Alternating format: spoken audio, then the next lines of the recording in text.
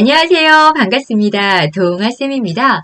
동아쌤이 늦은 시간에 영상을 지금 찍는 이유는 한 교사분의 어떤 고민이 담긴 댓글이 있었어요. 아이가 언어가 느려서 진짜 무슨 말인지 교사가 열심히 애쓰고 노력해서 알아들으려고 하지만 아이는 매번 아니라고 해서 선생님 너무 애타는 마음으로 도와달라고 말씀을 하시거든요. 저도 전문가가 아니기 때문에 어떻게 하세요? 방법론을 제시할 순 없지만 이렇게 하는 방법도 있어요. 제가 경험해 보니 이렇게도 하니까 좀 나아지더라고요. 라는 저의 개인적인 소견을 한번 드려볼게요. 그리고 무엇보다 아이의 이런 불편한 상황을 옆에서 같이 공감하면서 치료해 보려고 애쓰는 이 아이가 개선될 수 있도록 도와주려고 하는 선생님의 마음이 담겨서 엄마로서 참으로 감사했습니다.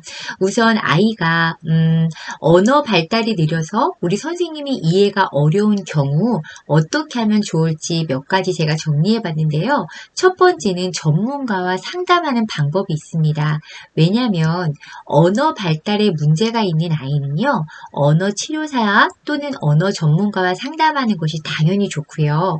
전문가는 아이의 언어 발달 단계를 스스로 평가할 수가 있잖아요. 그리고 거기에 맞는 적합한 치료를 수립할 수가 있기 때문에 치료사는 아이가 이해하기 쉬운 방식으로 말을 가르쳐 줄 수도 있고 의사소통을 도울 수 있는 기술을 제공할 수 있기 때문이에요. 그런데 그런 도움을 받지 않고 원해서 우리 선생님이 그럼 어떻게 할 수 있을 것인가? 이런 친구들에게 있어서 두 번째 시각적 도구를 사용해 보기를 추천드립니다. 우리 아이가 이해를 돕기 위해서 사용하는 시각적 도구는요. 우리가 흔히 볼 수 있는 그림이나 사진 아니면 아이콘 같은 거를 사용을 해서요. 말을 지원하거나 의미를 시각적으로 전달할 수 있도록 도와주면 좋겠어요. 예를 들어서 어떤 단어나 문장을 그림으로 나타내거나 말하는 동작을 시각적으로 보여주는 것이 도움이 될 수가 있기 때문이기 때문에 아이가 어떤 의견에 대해서 지금 이거 할래? 뭐 하지 않을래? 라고 뭐 하고 싶지 않니? 라고 했을 때 그거에 관련한 좋아요 동그라미를 한다든지 싫어요 X를 한다든지 시각적인 그림 자료를 가지고 아이가 의사를 소통할 수 있도록 도와주면 좋습니다.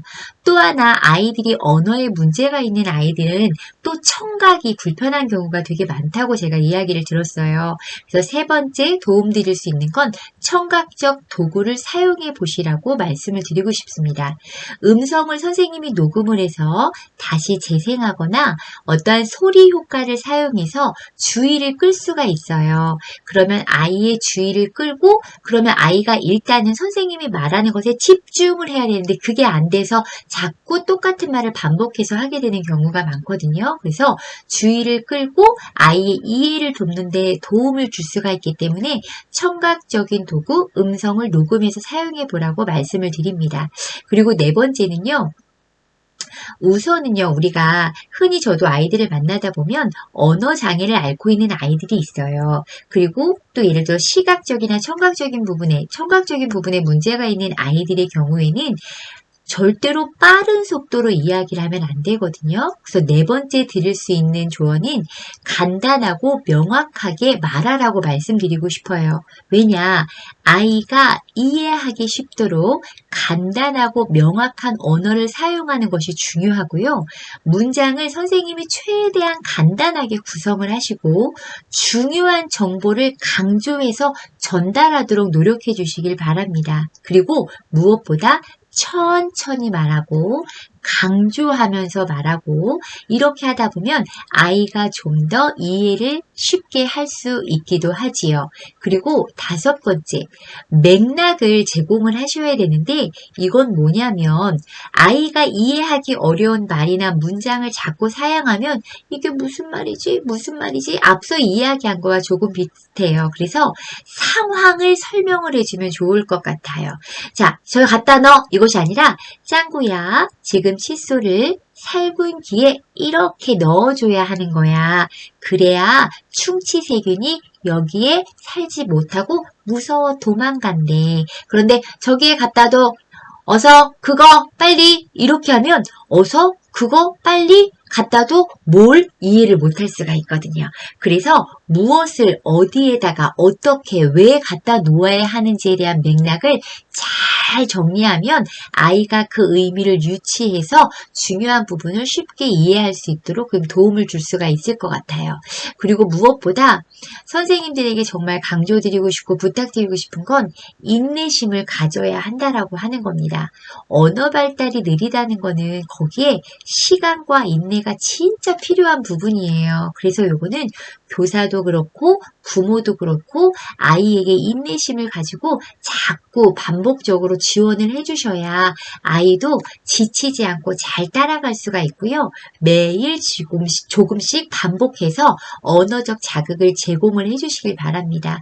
그리고 아이가 조금씩 변화가 있고 열심히 노력하려고 하고 따라하려고 하는 모습들이 보이면 아낌없이 칭찬을 해주시고요. 긍정적인 피드백을 해주시는 거예요.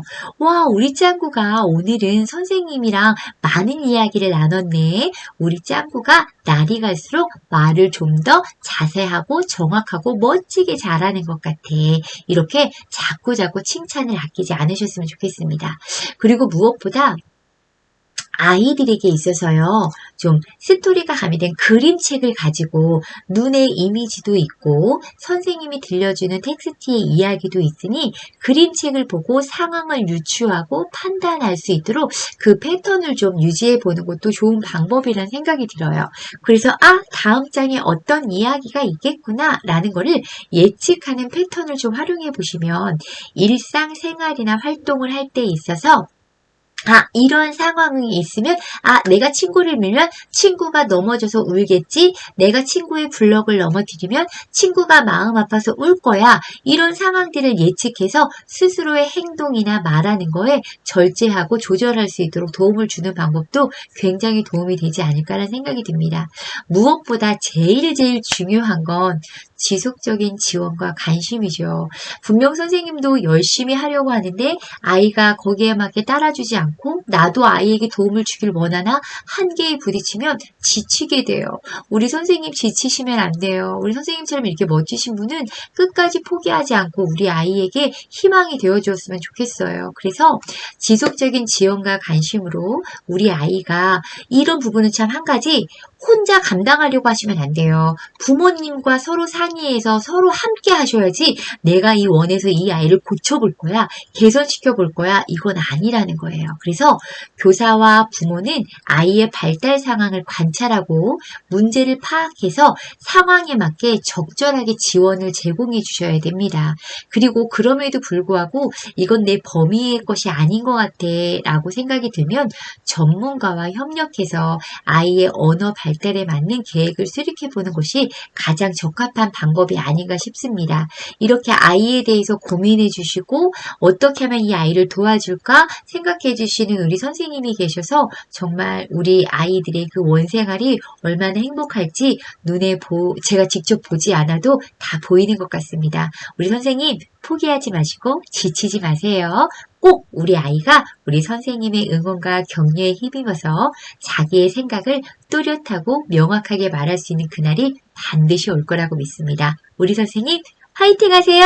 동아쌤은 다음에 더 유익한 이야기로 다시 돌아오겠습니다. 안녕히 계세요. 빠밤.